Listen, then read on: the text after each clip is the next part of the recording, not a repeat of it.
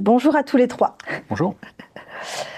Ma première question pour Philippe et pour Anne, c'est quand une grande organisation décide d'introduire de l'intelligence artificielle dans son recrutement, quels problèmes cherche-t-elle vraiment à résoudre en premier? Anne. Non, général, vous avez le micro. Bon, déjà, le recrutement, c'est un enjeu évidemment central pour un DRH. Pour représenter un petit peu l'armée de l'air, c'est 40 000 personnes d'actives, avec des parcours, vous l'avez dit, Maud, un peu longs parfois pour certains officiers, certains sous-officiers, mais aussi très courts. Et donc, c'est très hétéroclite. Il y a 50 métiers, c'est donc très divers, c'est très mixte. Il y a plutôt des jeunes qui s'intègrent dans ce capital humain, avec évidemment l'objectif pour moi de les former initialement à un métier qui est singulier, vous l'avez dit, qui est un métier de militaire, puis après les former à un métier de spécialiste, et ensuite gérer leur parcours professionnel. C'est là qu'on a une vraie singularité. Vous avez parlé de rôle de supériorité, de pouvoir quasi exorbitant vis-à-vis des gens qui intègrent les entreprises, et en particulier dans l'armée de l'air. J'ai bien le sentiment, moi, en tant que DRH, d'avoir ce pouvoir exorbitant de gérer les parcours professionnels des gens qui nous font confiance, voilà, et que l'on accompagne sur quasiment la moitié d'une vie de salarié. Voilà, en moyenne, les gens restent entre 15-20 ans dans l'armée de l'air. Et donc, pour gérer tout ça, finalement, aujourd'hui, on a besoin de technologie. La technologie dans l'armée de l'air, c'est consubstantiel de la vie des décideurs. On est obligé d'intégrer l'innovation. L'innovation, c'est la clé de supériorité, un des facteurs clés de supériorité opérationnelle, pas que dans les RH évidemment, mais en particulier dans les RH. Et si on veut être un peu compétitif vis-à-vis de beaucoup d'autres employeurs, on est obligé de se tourner vers cette innovation. Aujourd'hui, comment ne pas prendre en compte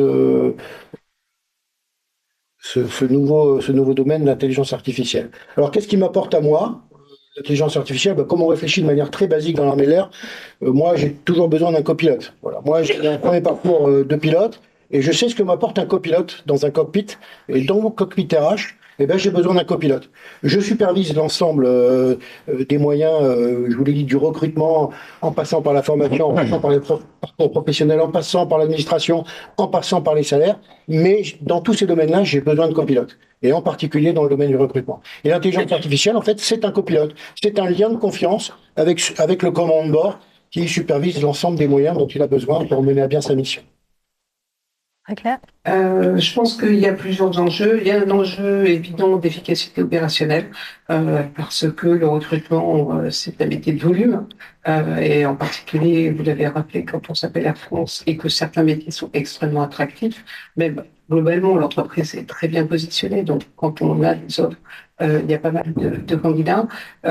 C'est aussi un enjeu, je pense, de marque employeur, de s'assurer qu'on traite tous les candidats rapidement, qu'on leur donne les réponses rapidement, même s'ils sont pas retenus, parce que je pense que c'est quelque chose qui est important.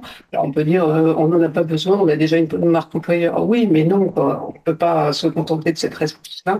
Donc je pense que ces deux éléments-là qui sont clés dans le fait de s'orienter vers des solutions à base d'IA, parce que je partage votre point de vue. Il faut pas opposer technologie et humain. Il faut laisser vraiment concentrer les humains sur des choses qui sont vraiment intéressantes à faire par des personnes humaines, mais franchement, dans le métier du recrutement, tout n'est pas intéressant à faire par un humain, moins sans trop.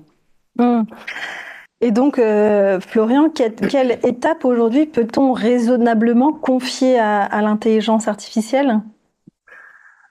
Alors, il y a ce que le législateur nous dit, parce que pour le coup, en l'espèce, le législateur s'est saisi du sujet très tôt. Donc on en a tous entendu parler, c'est un sujet qui a été mis assez rapidement, justement parce que le législateur s'en est pris, a pris le sujet tôt.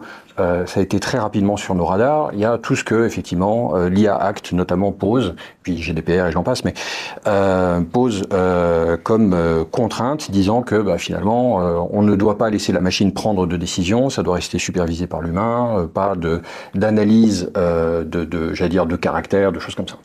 Donc ça, déjà, ça cadre le champ le champ d'intervention. Et puis il y a ce qu'on peut faire avec la machine, et ce qu'on peut faire avec la machine, c'est une cible qui est extrêmement mouvante. Il suffit de regarder ce qu'on pouvait faire il y a 18 mois, il y a 12 mois, il y a 6 mois, aujourd'hui, et on voit bien que finalement le champ des possibles bouge beaucoup. Et puis il y a ce qu'on veut faire. Et ce qu'on veut faire, là, je rebondis sur ce que Anne disait il y a quelques instants, qui est un point qui est extrêmement juste. Tout n'est pas passionnant dans le recrutement. Et donc, ce qu'on veut faire, notamment dans toutes ces tâches transactionnelles qui vont nous amener à l'essence du recrutement, qui est la rencontre d'un candidat et d'un collaborateur, c'est tous ces sujets-là qui finalement ne font que, hein, il y a des guillemets, amener le candidat à proximité de l'organisation. Là-dedans, il y a des tâches très transactionnelles dans lesquelles le recruteur, en réalité, s'ennuie, qui sont presque, j'allais dire, un peu destructrices de son attention et de sa valeur ajoutée. Typiquement, pour les recruteurs qui sont en charge de la logistique des rendez-vous, il y en a, notamment entre le candidat et le manager. Cette tâche-là, c'est pas une tâche qui est follement attirante. Il n'a pas choisi ce métier-là, en général, ou elle n'a pas choisi ce métier-là pour ça. Le fait de effectivement derrière préparer des grilles d'entretien, là non plus, c'est pas nécessairement le sujet sur lequel le recruteur se trouve le plus passionné. Par contre, effectivement, réfléchir à comment on va aller marketer un CV, une offre pour récupérer les bons CV, les bons canaux de publication, et les bons canaux de sourcing aussi, parce qu'il n'y a pas que de la publication dans le fait d'aller sourcer des CV. Là, l'IA peut nous aider. Typiquement, il y a un sujet que je vois moi assez régulièrement dans les organisations avec lesquelles je travaille, c'est le fait qu'elles reçoivent énormément de candidatures. Anne, vous l'avez cité tout à l'heure, elles ne vont traiter que, je veux dire, le haut de ce qui est vraiment en surface, les 30 premiers, les 50 premiers, les 100 premiers, bref, 10%, 20% des candidatures, en laissant tout le reste. Tout le reste, là-dedans, c'est déjà un visier sur lequel on peut taper, et alors certes, il bouge relativement rapidement, mais il est accessible rapidement. Il permet d'accélérer un recrutement sans avoir à aller rechercher systématiquement sur le marché des candidatures fraîches. Il y a tous les candidats qu'on a déjà reçus et qu'on connaît déjà, avec lesquels on a déjà eu un contact, et qui sont d'une certaine façon extrêmement bien fidélisés si on les rappelle en leur disant cette promesse implicite que beaucoup de recruteurs font, mais ne tiennent pas toujours, qui est on garde votre CV, si on voit quelque chose, vous inquiétez pas, on va revenir vers vous. C'est pas si fréquent que ça, en réalité. Et on le voit bien, de toute façon, l'intelligence artificielle arrive déjà dans un système qui est sous pression, plus de candidatures, plus d'attentes côté candidat, plus de tensions sur certains métiers, et des recruteurs donc coincés entre exigence et urgence opérationnelle. Anne, chez Air France, vous avez un turnover très faible, 2%, et des parcours donc qui s'inscrivent dans le temps, et donc recruter la bonne personne du premier coup devient essentiel. Comment l'intelligence artificielle peut répondre à cet enjeu fort chez Air France? Alors, le chiffre du turnover, ne le gardez pas comme de manière certaine, parce que j'en suis pas complètement sûr. Je sais que ce qui est sûr, c'est que c'est un peu comme l'armée de l'air. Quand on rentre chez Air France, en général, les gens y restent parce que c'est une boîte où ils se sentent bien et où ils n'ont pas envie de partir. Donc, ce sont des carrières longues. L'enjeu du processus de recrutement pour tous les métiers, hein, c'est la qualité des candidats, c'est leur adéquation avec ce qu'Air France peut offrir, mais c'est aussi d'améliorer pour des métiers en tension, parce qu'on a des métiers en tension, hein. Il y a des métiers où on est bombardé de candidats, mais il y a d'autres métiers qui sont vraiment en tension. Je prends par exemple l'industriel, avec les métiers techniques, les métiers de mécaniciens, où il y a beaucoup de personnes qui partent à la retraite en ce moment et dans les années à venir. Oui, c'est un métier en tension. Pareil, à l'IT, certaines spécialités, ce sont des métiers en tension. Donc, ça peut aider vraiment de diverses façons.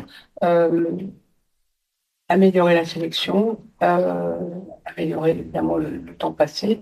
La préqualification, c'est pas quelque chose dont on parle beaucoup, mais c'est quelque chose qui est très time-consuming et qui n'est pas très ergonomique. C'est-à-dire, je prends le CV, je téléphone, je vérifie, je tombe sur une boîte vocale. Bon, franchement, quelle perte de temps.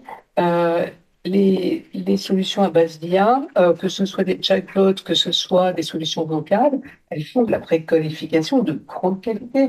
Je me souviens de la DRH de Wicker qui disait que, en fait, la préqualification chez eux nécessite d'obtenir un certain nombre d'informations, y compris administratives.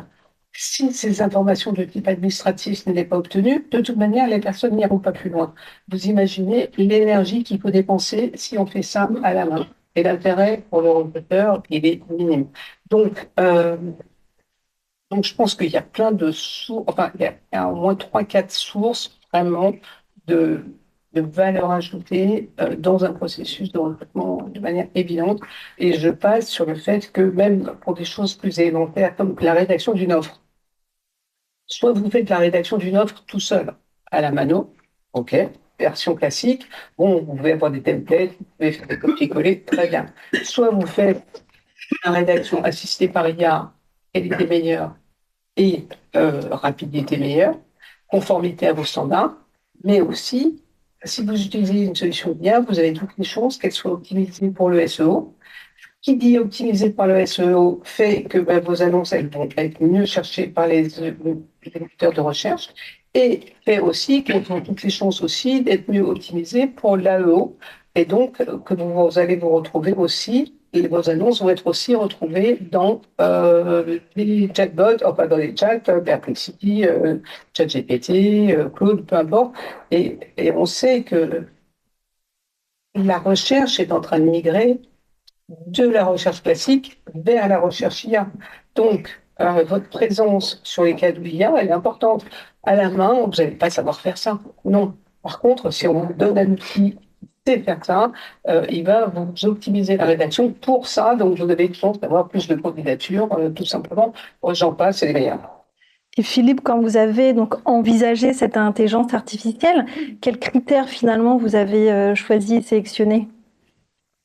C'est vraiment ce qui nous intéressait dans effectivement cet outil, c'est la capacité à finalement automatiser. Je crois que le terme a été bien utilisé régulièrement.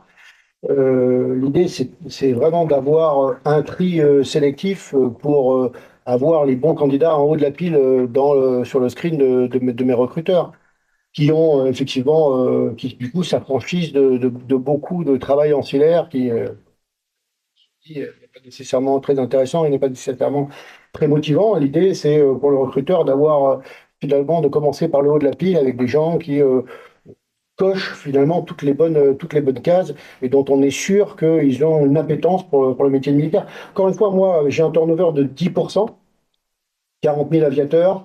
J'en recrute en moyenne 3 500, 4 000 par an. Pourquoi? Parce que j'en ai 3 500, 4 000 qui repartent de l'autre côté, des gens qualifiés qui intéressent très bien les compagnies aériennes. Que l'on forme, voilà. Et du coup, j'ai une espèce de flux continu à faire fonctionner. J'ai un chiffre, par exemple, qui est très intéressant. Anne parlait de la longévité des carrières.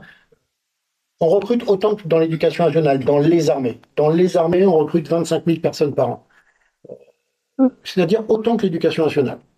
Sauf que dans l'éducation nationale, les gens, ils restent 25 ans. Il reste 40 ans, pardon, donc ça fait 1 million de fonctionnaires. Nous, quand on en recrute 25 000, et à la fin du compte, le stock, c'est 250 000. Donc en moyenne, les gens, ils restent 10 ans dans les forces armées. Alors ça dépend, encore une fois, du statut. Les officiers restent un peu plus longtemps que les sous-officiers, qui eux-mêmes restent un peu plus longtemps que les militaires du rang. Mais vous voyez qu'il y a un flux, et ce flux, ça préserve l'impératif de jeunesse des forces armées. Donc moi, j'ai 4000 personnes à recruter par an. Et vous l'avez dit, ça veut dire que plus j'augmente ma sélectivité, plus j'augmente mon nombre de CV, plus je suis sûr que finalement les gens que je vais recruter vont intégrer les forces et vont réussir leur parcours et vont rester peut-être un peu plus que 10 ans. S'il reste 12 ans, s'il reste 15 ans, c'est encore mieux parce que du coup, j'abaisse mon nombre de recrutements et du coup, j'augmente la qualité de mon recrutement. Donc j'ai un impératif de bien sélectionner. Quand je sélectionne bien et que je gère bien le parcours et que je reconvertis bien, eh bien, je fidélise énormément et du coup, j'abaisse mon taux de recrutement et j'abaisse mon turnover. C'est ce que je cherche à faire au quotidien. Donc, l'intelligence artificielle, finalement, c'est ça. C'est comment j'améliore la qualité de mon recrutement, comment j'augmente la sélectivité et comment, finalement, je m'assure que les gens qui rentrent dans l'armée de l'air vont rester 1 an, 2 ans, 3 ans de plus pour finalement réussir un parcours professionnel et se reconvertir dans de bonnes conditions. On voit bien aussi que le risque, ce serait de commencer par l'outil. C'est le premier réflexe qu'on peut avoir, c'est le comment. Or, souvent, dans une grande organisation, l'intelligence artificielle ne transforme rien si elle veut simplement automatiser un processus saturé ou mal gouverné. Là, l'objectif, ça va être de comprendre par où commence-t-on quand on a envie de transformer donc un processus. Anne, vous disiez qu'on ne prend pas une technologie pour une technologie, mais parce qu'elle répond à un besoin. Concrètement, comment fait-on pour partir d'un besoin métier plutôt d'être dans l'effet mode IA, il faut absolument que je mette l'IA en place? Et comme à chaque fois qu'on commence avec un besoin, on cherche, pas tellement l'expression, mais on cherche les cailloux dans la chaussure, c'est-à-dire là où c'est pénible. C'est ça, en fait, qui va gouverner. C'est-à-dire, qu'est-ce qui est pénible, qu'est-ce qui est répétitif, et où est-ce qu'il y a du volume. Et donc, on part comme ça. Et donc, dans notre cas, en fait, on n'est pas tout de suite parti vers l'idée qu'il faudrait se doter d'une solution externe. On est parti initialement en disant, tiens, on peut peut-être faire quelque chose avec déjà les solutions qu'on a en interne. Et puis, on s'est rendu compte rapidement, après quelques tests, que en fait, les fonctionnalités très, très insuffisantes, parce que c'est vrai qu'on pouvait attaquer le processus par des petits bouts qui sont très irritants. Par exemple, le temps passé à faire des comptes rendus. C'est très long et c'est pas grande valeur ajoutée parce que maintenant l'IA fait ça très bien. Parfait, vous remettez le compte rendu sur une certaine maquette avec un certain nombre de critères, etc. L'IA fait ça très bien et très vite. Mais ne faire que ça, c'est finalement ça n'a pas grande valeur ajoutée. Donc c'est pour ça qu'il faut reprendre le flux dans son ensemble. Mais la technologie, dans aucun cas, moi je me suis occupé longtemps de formation, c'est jamais la réponse numéro un. La question c'est quel est mon problème, quels sont mes vrais problèmes, et ensuite quelles sont les options. Et après, par rapport à ces options, quelles sont celles qui sont acceptables, quel rapport qualité-prix que je considère correct, quels sont les risques. Et c'est comme ça qu'on décide. Trouver finalement ces cas d'usage, faire la cartographie en tout cas des problèmes et des tâches répétitives. Florian, dans les transformations et dans les grandes organisations du CAC 40 que vous accompagnez, quelle est l'erreur la plus fréquente dans la transformation en tout cas de nouvelles technologies ou de nouveaux processus? Alors, beaucoup de choses viennent d'être dites qui sont justes et c'est vraiment spot on. C'est-à-dire que très souvent, ce que moi j'observe, c'est on a un sujet, on va prendre un outil. Ça, c'est le premier angle. Et le deuxième angle, c'est notre sujet, c'est un sujet de coût et donc il faut que ce soit moins cher. Moins cher, c'est bien, mais ça prévient aussi l'investissement. Donc il faut faire attention à toujours contrebalancer le côté court-termiste. C'est-à-dire, en gros, il faut qu'à la fin de ma fiscale, j'ai réduit mes coûts. C'est ce qu'on va chercher vraiment dans du management très opérationnel. Et puis, il y a quand même un côté d'investissement nécessaire en se disant, il faut quand même que je fasse attention au long terme et que je balance ça correctement pour que sur le long terme, je construise vraiment cet avantage compétitif que je cherche. Donc, le premier sujet, effectivement, c'est de chercher l'outil avec cette réflexion je vais prendre un outil qui va me permettre de faire ce que je fais aujourd'hui, mais juste plus vite ou juste avec moins de charge. Alors que la réalité, effectivement, c'est que quand on amène notamment de l'IA dans notre réflexion, elle emmène à une capacité de traitement d'information et une capacité vous le disiez tout à l'heure en introduction, de redistribution du travail qui est intéressante et une capacité à réfléchir autrement. Un exemple simple, on parlait tout à l'heure dans le processus de recrutement, notamment de la durée que ça prend, du fait qu'il faut poster, il faut récupérer des CV, etc. Or, il y a, grâce à l'IA, des sujets qu'on peut préempter, et notamment on peut préempter les profils qui statistiquement vont partir, parce que on a un historique, on sait quels sont les profils qui vont partir dans des temps donnés, on sait quel volume de tel ou tel type de poste ou tel type de profil se retrouve vacant. On a dans nos SIRH les dates de fin de contrat, les dates de fin de période d'essai. On a tout un jeu de données qui nous permettrait, pour nous recruteurs, pour nous RH, d'imaginer à l'avance le type de profil qu'il faudrait aller sourcer avant même que le besoin se fasse sentir. Et donc, on peut commencer à constituer des viviers sur ce sujet-là. C'est une autre façon d'entamer le processus de recrutement, beaucoup moins transactionnel et beaucoup plus... je suis désolé, ça sonne un peu péjoratif, mais plus intelligente parce que préemptive. elle permet de gagner du temps, elle permet de conseiller aussi les managers et de leur dire attention, statistiquement, voilà les postes qui partent. J'ai déjà commencé une recherche sur ces types de postes-là. Voilà, si tu commences à sentir des signes de flight, des signes de départ, alors à ce moment-là, il faut qu'on en parle rapidement. Et moi, j'aurais raccourci pendant ce temps-là la durée de recrutement parce que j'aurais déjà récupéré et préqualifié un certain nombre de CV. Voilà. Ça, c'est une façon de faire évoluer son processus de recrutement qui n'est pas nécessairement ultra orienté outils, qui est plus orienté façon de réfléchir et façon de travailler. C'est bien d'avoir un peu d'outils derrière et un peu de maths, un peu de stats, donc un peu d'IA, mais c'est pas nécessairement révolutionner son SIRH. Et Philippe, quand vous avez donc mis en place l'intelligence artificielle, comment vous avez donc embarqué l'équipe RH, l'équipe recrutement dans de savoir certaines tâches vont partir à la machine et donc un peu se déposséder de son rôle premier en tant que RH et recruteur. Avant ça, je vais dézoomer parce que on a une particularité dans l'armée de l'air, c'est qu'on pense très opérationnel. Comme toutes les entreprises, pas la même opérationnalité. Nous, c'est pas le modèle économique qui prévaut, c'est la supériorité in fine contre nos compétiteurs. Et donc, l'intelligence artificielle, on l'a intégrée il y a une dizaine d'années dans toutes nos réflexions et dans tous nos domaines. On l'a intégrée dans les opérations. Ça, c'est assez évident. L'idée, c'est d'aller effectivement très très vite. C'est détecter, faire du targeting, détecter les cibles et pouvoir être en capacité de tirer avant qu'on soit de nous-mêmes détectés par notre adversaire. Là, l'intelligence artificielle a été très vite et on voit tout de suite la plus-value qu'apporte l'intelligence artificielle. Le cerveau gauche, il fonctionne pas aussi vite finalement qu'un outil d'intelligence artificielle. Dans le renseignement, voilà, deuxième grand domaine avec le spatial où on intègre l'intelligence artificielle. Là, c'est vraiment du big data. Les données sont tellement importantes que pour finalement en tirer une substantifique moelle au profit du décideur, il y a forcément des logiques d'intégration très poussées. C'est le domaine Palantir qu'on essaye de suivre, voilà, qui a révolutionné la logique du renseignement. Il y a le maintien en conditions opérationnelles que toutes les compagnies aériennes connaissent bien. Ça, c'est le prédictif. C'est anticiper l'avenir. C'est voir ce qui va se passer, quelles sont les pièces qui vont casser, et donc optimiser finalement le flux au quotidien du fonctionnement de nos appareils. Et dans ces logiques-là, à chaque fois, on a finalement ce que nous disaient nos spécialistes de la doctrine avant, c'est l'homme, c'est man in the loop et man on the loop. C'est jusque-là, l'homme était in the loop dans l'action, et là maintenant il est on the loop en superviseur. Voilà. Et on fait la distinction entre ce qui relève d'une automatisation de ce qui relève d'une autonomisation. En fait, vous avez probablement entendu parler des systèmes autonomes létaux, les fameux robots tueurs, qui finalement décident eux-mêmes, tout seuls, de pouvoir tuer. Voilà.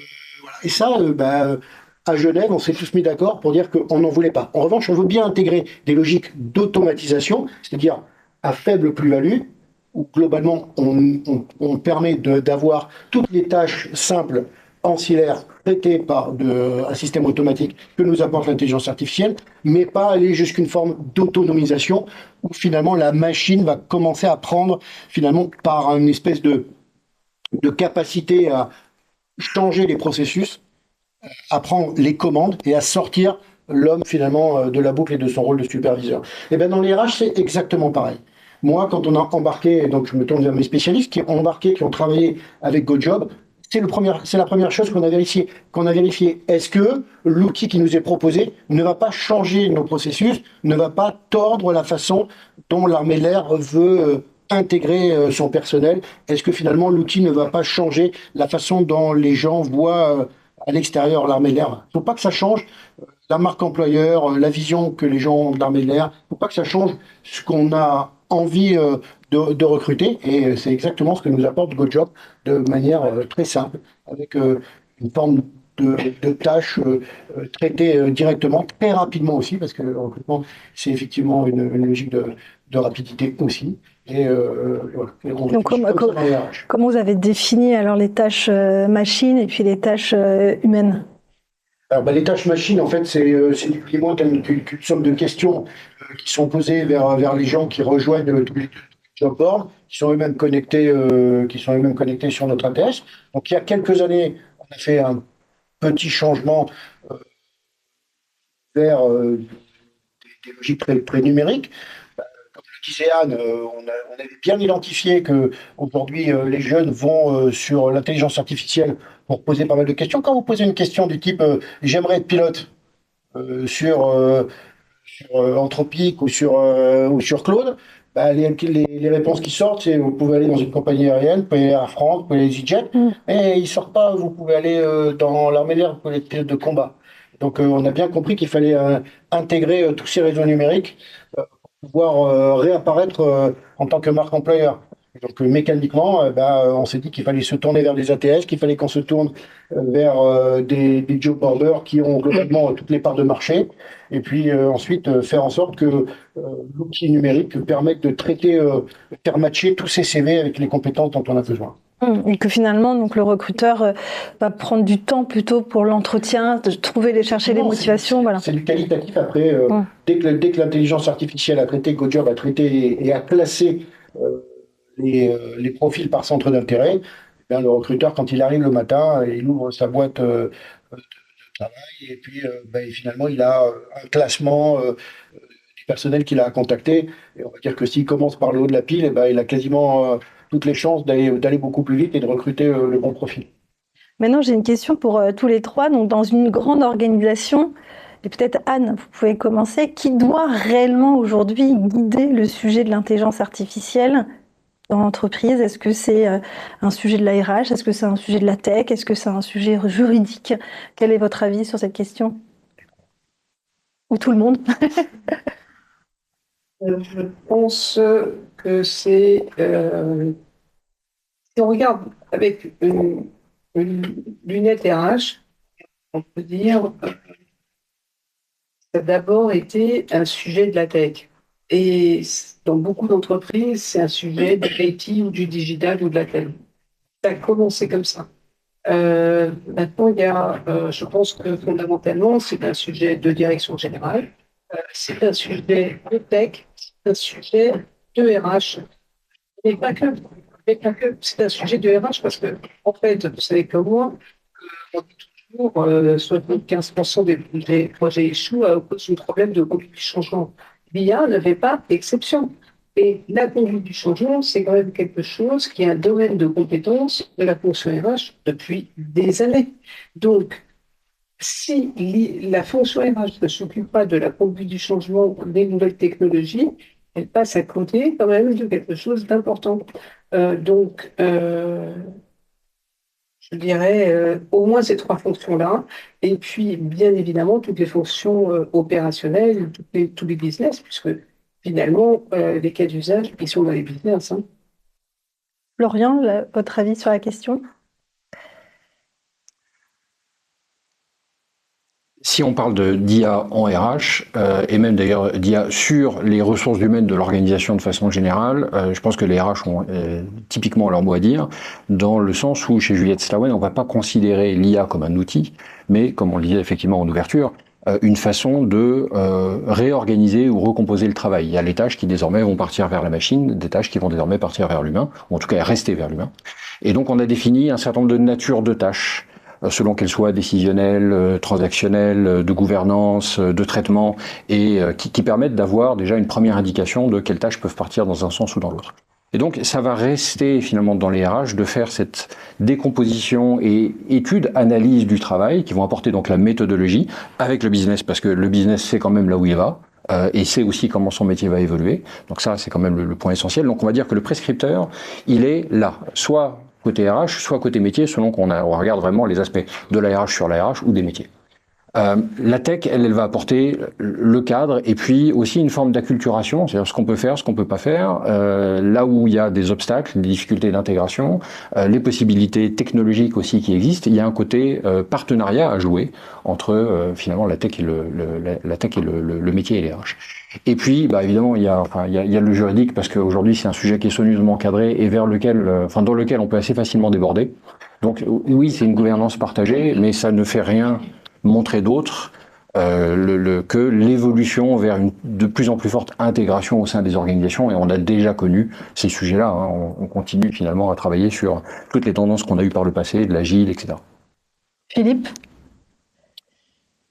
Alors déjà, Nous, on ne sépare plus, on a testé, mais on ne sépare plus le relationnel du transactionnel. On ne sépare plus la fonction commandement-décision de la fonction transactionnelle. En fait, on a essayé de faire ça il y a quelques années, comme le faisaient les grandes entreprises pour des logiques aussi de rationalisation du modèle économique. En fait, on s'est rendu compte que ça marchait pas vraiment, parce qu'encore une fois, on a une RH qui est tellement proche du commandement. Quand vous luttez les gens, quand vous êtes responsable de leur parcours professionnel, quand vous les formez, on fait le bonheur des gens malgré eux.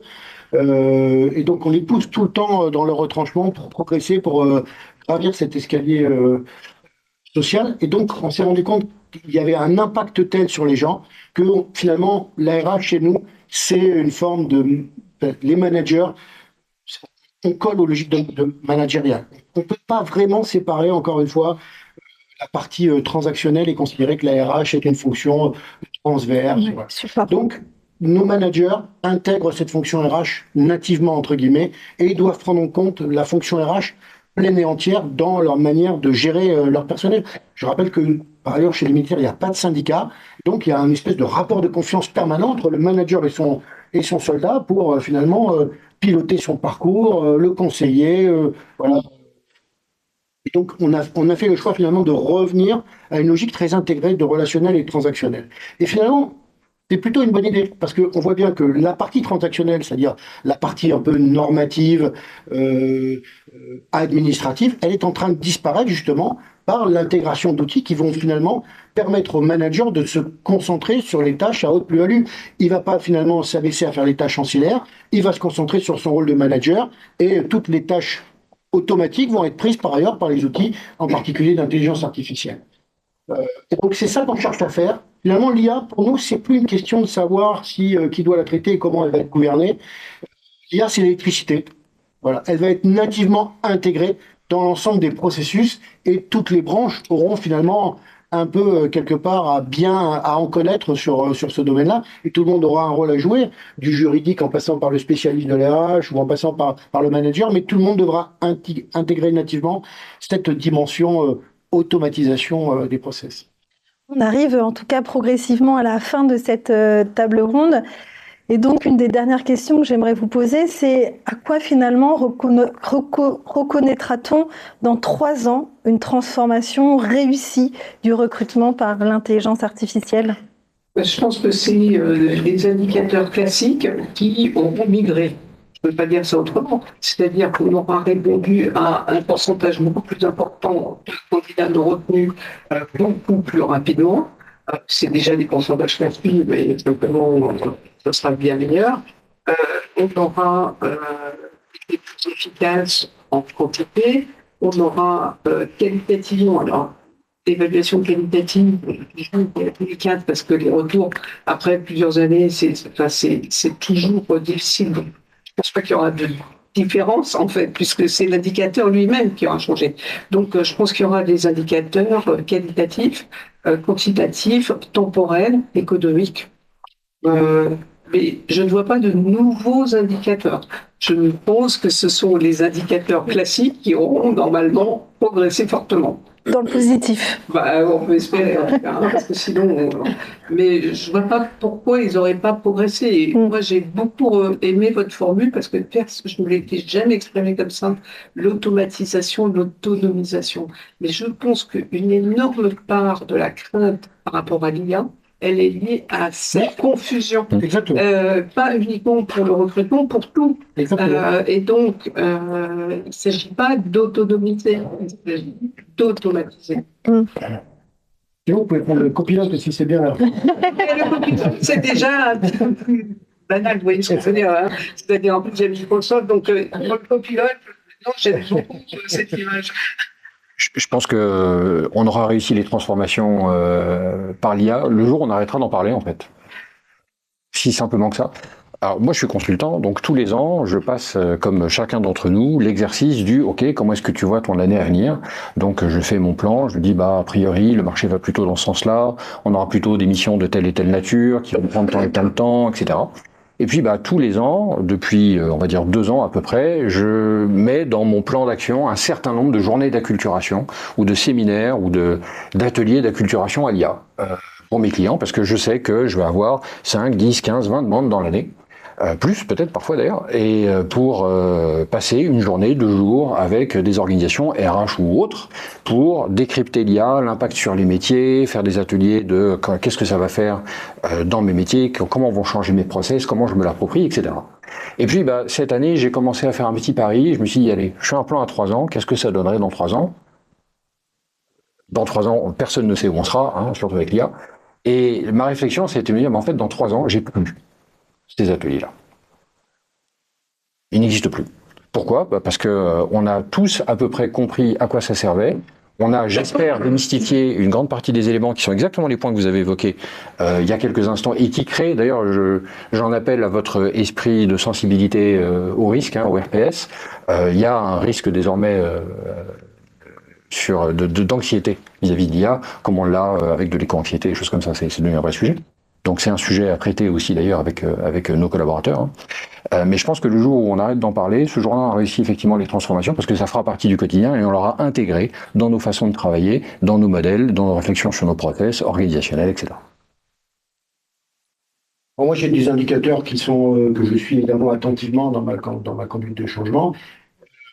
Il y en a un premier qui est évident. Aujourd'hui, quand je rentre les jeunes dans mes écoles pour les former, malgré toute l'attention que je porte au fait que on leur demande initialement, dans les échanges qu'on a, si la vie militaire les intéresse, on fait le constat que, en moyenne, entre 15 et 20% des jeunes qui arrivent, finalement, sont soit déçus, soit considèrent que finalement c'est un peu trop dur. Je rappelle qu'aujourd'hui, on a une classe d'âge, les 700 000 jeunes qui ont 20 ans aujourd'hui, on a quand même un abaissement significatif à la fois de la santé mentale, de la culture technique et du niveau du sport. Donc, on a quand même, nous, un souci de gérer ces jeunes, où finalement, on a un vivier qui est en train de se restreindre, d'où l'idée d'avoir élargi finalement tout le volume qu'on est capable d'intégrer grâce à l'intelligence artificielle. Et donc, j'ai un indicateur simple dans mes écoles, c'est le taux d'échec. Voilà, les 15% des jeunes disent, finalement, après 2-3 mois dans vos écoles, finalement, je considère qu'il y a une forme d'incapacité à m'intégrer dans la vie militaire. Et ça, pour nous, c'est évidemment très coûteux, c'est évidemment très difficile. On peut repartir à zéro. Voilà, c'est les gens qui sortent, finalement, on voit pas nécessairement les bons messages. Et donc, cet indicateur, par l'intelligence artificielle, mécaniquement, il doit baisser.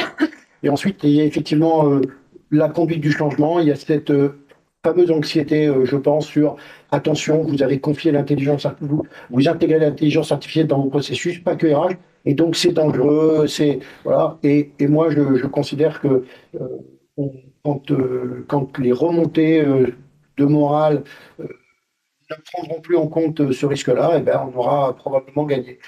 J'ai un exemple du fait que l'intelligence artificielle, c'est pas dans le domaine RH, mais c'est dans le domaine des opérations. Où l'intelligence artificielle aurait pu sauver de nombreuses vies. Je l'ai souvent cité, c'est un exemple presque d'actualité où je remonte 15 ans en arrière, dans le détroit d'Ormuz, lorsque la marine américaine avec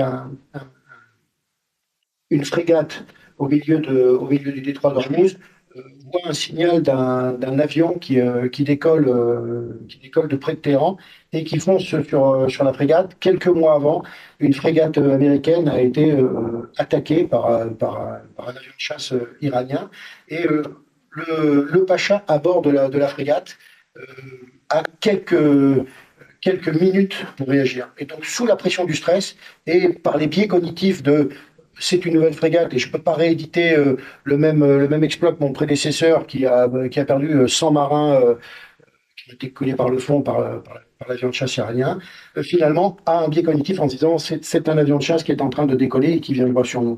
Et il donne l'ordre de tir alors que tous les indicateurs manifestes lui indiquent que c'est un avion civil. Et il abat un A320 avec 300 personnes à bord de personnel civil.